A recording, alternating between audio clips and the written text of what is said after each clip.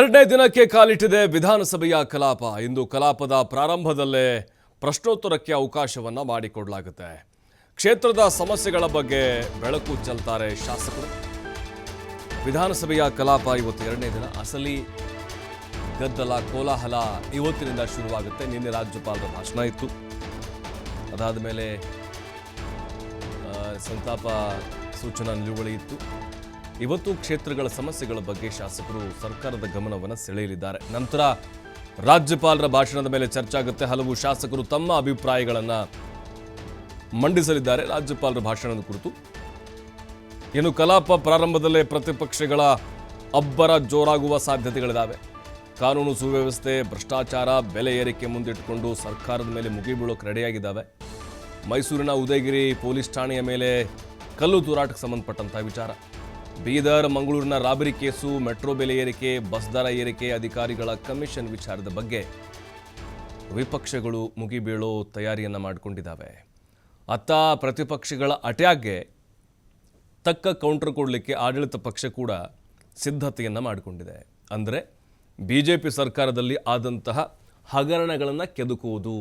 ನೋಡಿ, ನಿಮ್ಮ ಸರ್ಕಾರದ ಅವಧಿಯಲ್ಲೂ ಕೂಡ ಈ ಹಗರಣಗಳು ಇಂತಿಂಥವಾಗಿದ್ದವು, ನೀವು ಸಾಚ ಅಲ್ಲ, ಈ ರೀತಿ ವಿಚಾರಗಳನ್ನು ಪ್ರಸ್ತಾಪ ಮಾಡಿ ಅವರಿಗೆ ಕೌಂಟರ್ ಕೊಡೋದು. ಉದಾಹರಣೆಗೆ ಬಿಟ್ಕಾಯಿನ್ ಪ್ರಕರಣ, ಕೋವಿಡ್ ಹಗರಣ ಮುಂದಿಟ್ಟುಕೊಂಡು ಮತ್ತೆ 40% ಕಮಿಷನ್ ವಿಚಾರ, ಇದೆಲ್ಲವನ್ನು ಅಂಕಿಅಂಶಗಳ ಮೂಲಕ, ದಾಖಲೆಗಳ ಸಮೇತ ಹೇಳುವ ಮೂಲಕ ವಿರೋಧ ಪಕ್ಷಗಳ ಬಾಯಿಂದ ಮುಚ್ಚಿಸುವಂತಹ ಪ್ರಯತ್ನವನ್ನು ಸರ್ಕಾರ ಇವತ್ತು ಮಾಡುತ್ತೆ.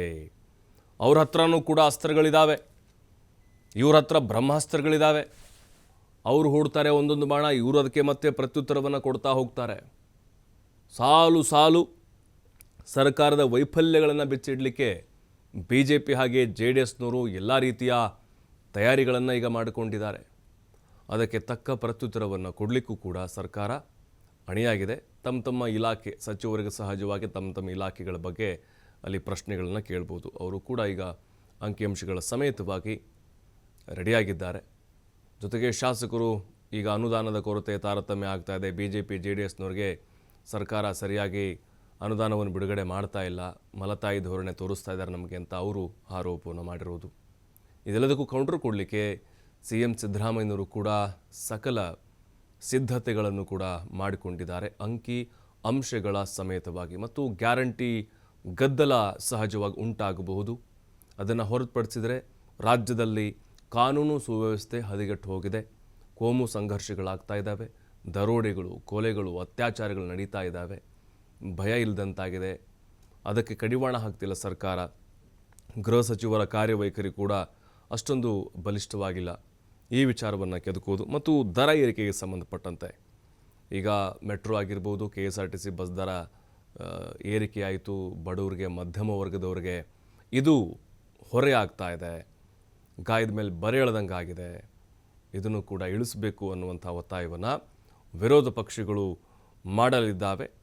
ಮತ್ತು ರಾಜ್ಯಪಾಲರು ನಿನ್ನೆ ಭಾಷಣದಲ್ಲಿ ಸರ್ಕಾರದ ಗುಣಗಾನವನ್ನು ಮಾಡಿದರು, ಸಾಧನೆಗಳನ್ನು ಹೊಗಳಿದ್ರಲ್ವ, ಅದರ ಮೇಲೆ ಚರ್ಚೆ ಆಗುತ್ತೆ.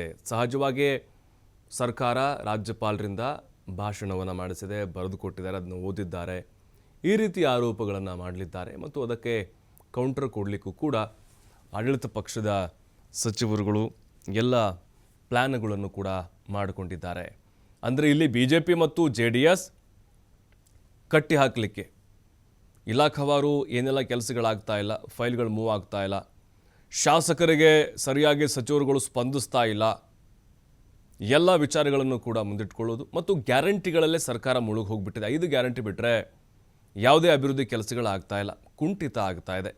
ಬೆಂಗಳೂರು ಅಭಿವೃದ್ಧಿ ಕೂಡ ಶೂನ್ಯ, ಎಲ್ಲ ವಿಳಂಬ ಆಗ್ತಾ ಇದೆ ಕಾಮಗಾರಿಗಳು, ಜಿಲ್ಲೆಯ ಅಭಿವೃದ್ಧಿಗಳಾಗ್ತಾ ಇಲ್ಲ.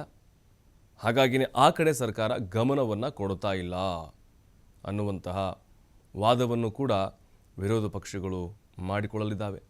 ಮತ್ತು ಮೂಡ ಹಗರಣಕ್ಕೆ ಸಂಬಂಧಪಟ್ಟಂತೆ ಮುಖ್ಯಮಂತ್ರಿಗಳಿಗೆ ಲೋಕಾಯುಕ್ತ ಈಗ ಕ್ಲೀನ್ ಚಿಟ್ ಕೊಟ್ಟಿರೋದು, ಅದರ ಜೊತೆಗೆ ಕೆಲವೊಂದಿಷ್ಟು ಭ್ರಷ್ಟಾಚಾರ ಆರೋಪಗಳು ಕೇಳಿ ಬಂದಿದ್ದು ಕೆಲವು ಸಚಿವರುಗಳ ಮೇಲೆ, ಮತ್ತು ಗುತ್ತಿಗೆದಾರರ 32,000 ಕೋಟಿ ಬಾಕಿ ಬಿಲ್ ಏನಿದೆ ಆ ಒಂದು ವಿಷಯವನ್ನು ಕೂಡ ಪ್ರಸ್ತಾಪ ಮಾಡಿ ಸರ್ಕಾರವನ್ನು ಹಣಿಲಿಕ್ಕೆ BJP ಕೂಡ ರೆಡಿ ಮಾಡಿಕೊಂಡಿದ್ದಾರೆ. ಅಂದರೆ ಇವತ್ತು ಸಹಜವಾಗಿ ಅಬ್ಬರ ಇರುತ್ತೆ, ಕೋಲಾಹಲ ಇರುತ್ತೆ, ಜಟಾಪಟಿ ಅಂತರೂ ಖಂಡಿತವಾಗ್ಲೂ ಇರುತ್ತೆ. ರಾಜಕೀಯ ವಿಚಾರಗಳೇ ಜಾಸ್ತಿ ಸದ್ದು ಮಾಡುವಂಥ ಸಾಧ್ಯತೆಗಳು ಕೂಡ ಇರುತ್ತೆ. ರಾಜ್ಯದ ಕಾಳಜಿ ಅಲ್ಲಿದ್ದರೆ ಜನಪರವಾದಂಥ ಸಮಸ್ಯೆಗಳ ಬಗ್ಗೆ ಚರ್ಚೆ ಆಗಬೇಕು. ಯಾಕಂದರೆ ಬೆಳಗಾವಿಯಲ್ಲಿ ನೋಡಿದ ನಾವು ಅಧಿವೇಶನದಲ್ಲಿ ಉತ್ತರ ಕರ್ನಾಟಕದ ಸಮಸ್ಯೆಗಳ ಬಗ್ಗೆ ಚರ್ಚೆ ಆಗಲಿಲ್ಲ. ಈಗಲಾದರೂ ಜನ ಕಾಯ್ತಾ ಇದ್ದಾರೆ, ನಮ್ಮ ಎಮ್ ಎಲ್ ಎ ಇದ್ದಾರಲ್ಲಿ, ನಮ್ಮ ಮಿನಿಸ್ಟ್ರ್ ಇದ್ದಾರಲ್ಲಿ, ನಮ್ಮ ಸಮಸ್ಯೆಗಳ ಬಗ್ಗೆ ಗಮನವನ್ನು ಸೆಳೀತಾರೆ ಅಂಥೇಳಿ ಆರೋಗ್ಯಕರವಾದಂಥ ಚರ್ಚೆಗಳಾಗಬೇಕು.